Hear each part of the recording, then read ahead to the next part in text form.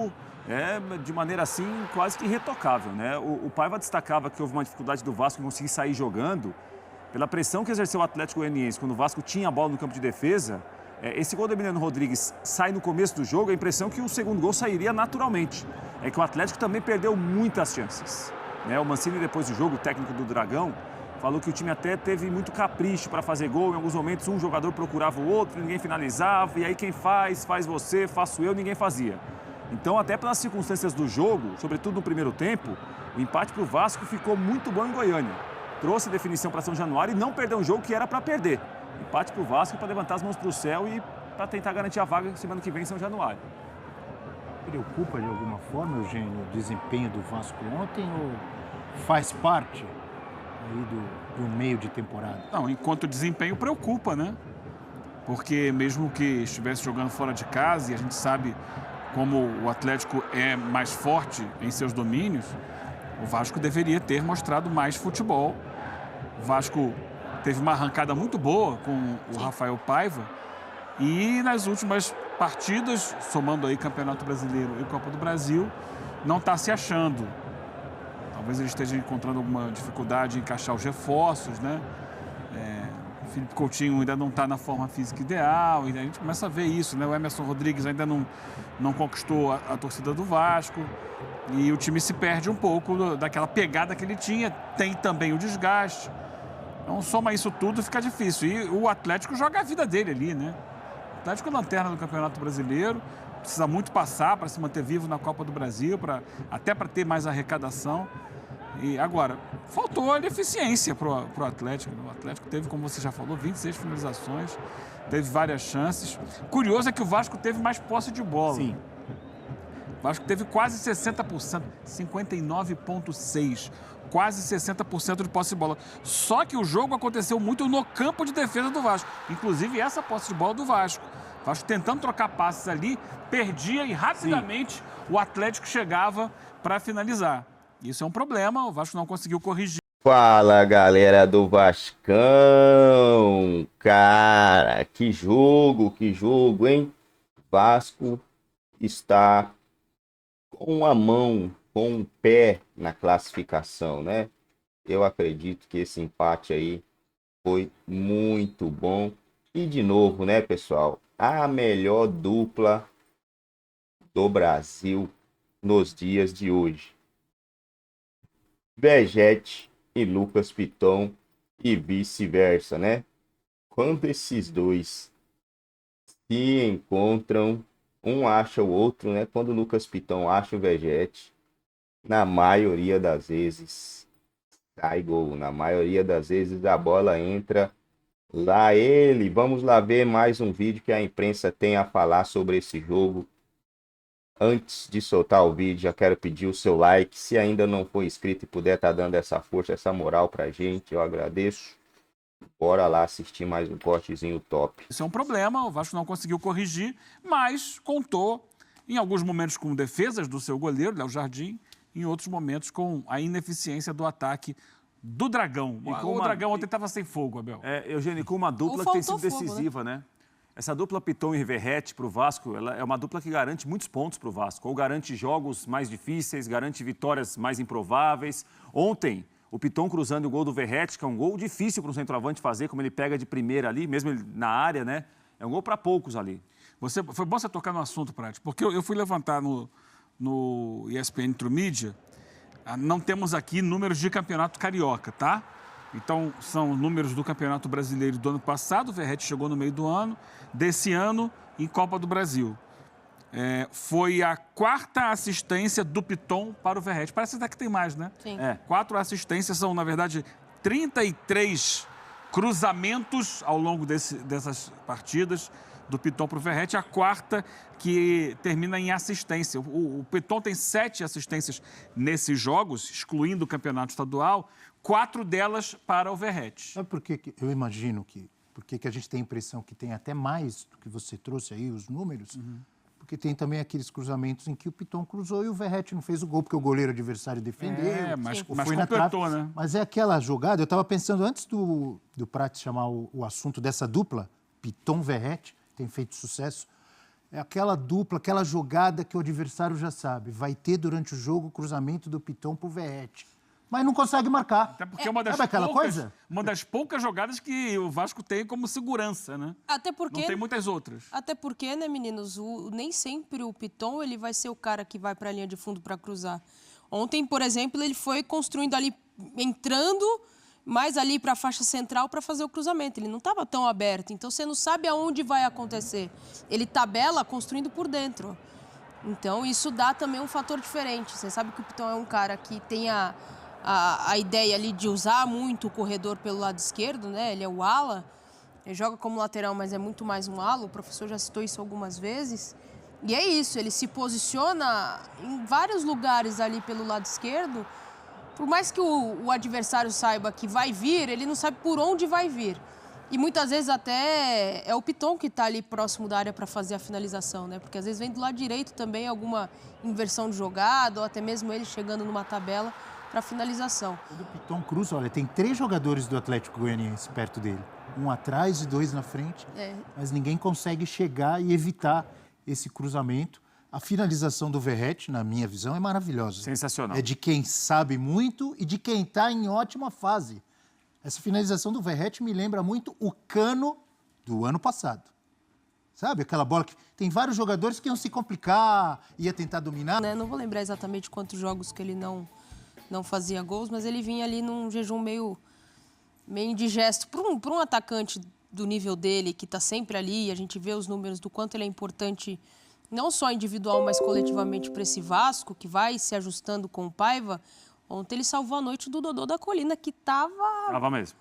Um abraço ensandecido. Confirma a informação. Ensandecido, falando, não é possível. Vocês estiveram com ele ontem? O Vasco, não. É como se tivéssemos, né? O botonista da Barreira também. O botonista da Barreira estava empolgadíssimo. Falei, se 1-1 foi como se fosse 5-1 para o Vasco. Ele estava empolgado com esse empate, tem que ficar mesmo. Eles estavam assim agoniados, né? Com a falta de competitividade do Vasco em determinados momentos do jogo. Porque o Eugênio traz a questão da posse, mas é muito disso, né? Uma posse no campo defensivo, uma posse que não produzia muita coisa olhando para a parte ofensiva, a ação ofensiva. E o Atlético Goianiense, apesar de ter menos posse, era muito efetivo na hora de criar, não na hora de marcar, né? Muito bem, falamos então desse empate entre Atlético Goianiense e Vasco. Vamos falar de tudo aberto, né, para o jogo da volta. Tudo. Em São Januário. A logística do Vasco, que neste momento retorna ao Rio de Janeiro, sem descanso, sem folga. O Vasco vai diretamente para o CT Moacir Barbosa e na tarde de hoje realiza treinamentos em preparação para a partida contra o Red Bull Bragantino no próximo final de semana. É evidente que o técnico Rafael Paiva deverá realizar mudanças, ajustes e correções na equipe. Nós vamos falar agora mais sobre a partida, falar sobre o jogo de ontem, principalmente no meio de campo, que foi um setor bastante limitado em criações, um deserto de ideias. Isso acabou prejudicando. O time ficou muito ansioso, nervoso, a todo momento sendo atacado pelo clube goianiense. Falar sobre esse deserto de ideias e o setor defensivo perdido. Não é à toa que o gol do Emiliano Rodrigues sai ali muito cedo, algo que o Atlético Goianiense poderia ter explorado e garantido até mesmo no placar geral a classificação aqui ontem. Até porque o primeiro tempo foi um amasso da equipe goianiense. 11 finalizações para o Atlético Goianiense contra 2 finalizações da equipe do Vasco. Então isso demonstra uma limitação no meio de campo, na parte de criação. A bola pouco chegava ali para o David, para o Verratti e para o Adson, né, que tentava bastante. O Adson, uma hora ele estava atuando pelo lado direito, foi melhor quando jogava ali pelo lado esquerdo, atuando bastante com o Lucas Piton.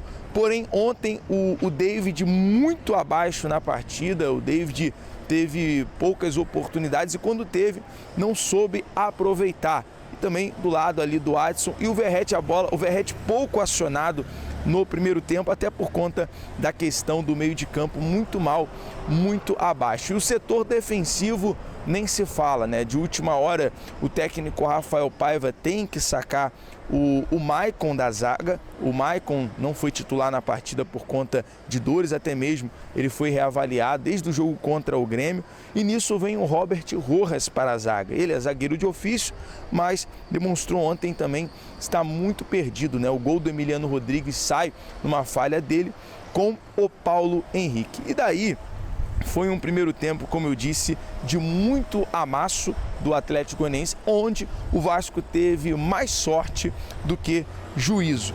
Esse jogo foi, podemos classificar assim, se você concorda, coloca aqui nos comentários, o pior jogo no comando do técnico Rafael Paiva. E fica aqui uma observação, né? Desde o início, o Rafael Paiva ele vinha utilizando bastante, né, os jovens ali, os jogadores da base, como o Lincoln na vitória sobre o Internacional do Beira-Rio. O JP no meio de campo também ajudou bastante. E nesses últimos jogos, principalmente fora de casa, onde o Vasco tem a questão do desgaste, eu vou trazer aqui as aspas do técnico Rafael Paiva, e nesse desgaste, principalmente por jogos fora de casa, o técnico Rafael Paiva vem utilizando ali mais alguns jogadores. Ele fala sobre a adaptação do Souza, do Alex Teixeira, do Felipe Coutinho, mas eu acredito, na minha opinião, acredito que os jogadores da base daria ali um gás, traria principalmente um oxigênio no segundo tempo da partida. O Vasco que jogou mal contra o Atlético Mineiro, salve ali o campo estava muito ruim também, e contra o Grêmio, devido à situação do gramado, jogou mal também. Porém, ontem o Vasco não conseguiu criar, o Vasco não conseguiu explorar as fragilidades do Campeonato Brasileiro. Nós sabíamos que o Atlético Goianiense viria para cima do Vasco, mas comparado ao elenco do Vasco com o Atlético Goianiense é muito melhor. O Vasco teria total condição, mas muito perdido em campo ontem a equipe do Vasco. Falar agora sobre as aspas do técnico Rafa. Bom, galera, o Vasco passou no pelo Vale, né? Mas conseguiu um empatezinho aí, né? O que importa é isso. E mesmo em uma fase ruim, o Vasco conseguiu esse empate muito importante. Agora é fazer o papel, né? Fazer o seu papel jogando em São Januário. O Vasco enfrenta o Red Bull Bragantino no próximo sábado. Terceiro jogo sem vencer. Pelo menos não perder o terceiro, né? Agora é tentar vencer o Red Bull Bragantino.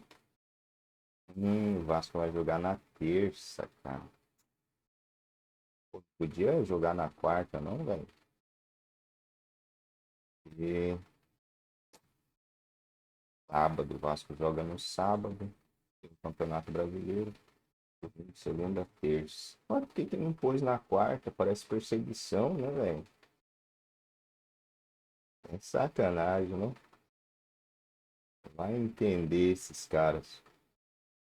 Jogou na quarta, tinha que voltar a jogar na quarta. Aí eles põem o jogo no sábado, mas antecipam o dia também. Seria muito interessante o Vasco estar mais descansado. Mas não tem desculpa, né? Vai ter que pôr o que tem de melhor contra o Red Bull Bragantino, que para mim o Campeonato Brasileiro é mais importante nesse momento, né? É onde você vai garantir um faturamento melhor, patrocínio e etc. E depois enfrenta o Atlético Goianiense na terça-feira, valendo vaga nas quartas de finais. E aí, quartas de finais, o bicho pega, né, galera? Pra mim aqui, vamos lá. Classificados, pra mim. O Flamengo ontem perdeu de eliminar o Palmeiras, hein? Olhando os melhores momentos nos programas esportivos aqui, poderia ter feito uns 4-5-0. Mas para mim, eu acho que o Flamengo já está classificado. O Vasco classificado. O Atlético Paranaense classificado 2-0 fora de casa. Não, o jogo foi em casa, né? Para mim também já está classificado. 2-0 é um placar muito difícil de se reverter quando o assunto se trata Copa, né? Porque quando o primeiro time vence por 2-0, ele vai para outro jogo para cadenciar, né? Para fazer cera e tal. Vamos ver se eu acerto, né? O Galo, para mim, também perdeu a oportunidade de se classificar ontem, mas acho que se classifica. O Grêmio se classifica e o Fluminense. Vamos ter, na minha opinião, né? Fluminense, Grêmio, classificado. Botafogo e Atlético Mineiro. São Paulo e Atlético Paranaense. Flamengo e Vasco. Lembrando que o próximo jogo é sorteio novamente, né? Próxima rodada. Aí depois não tem mais sorteio nas semifinais.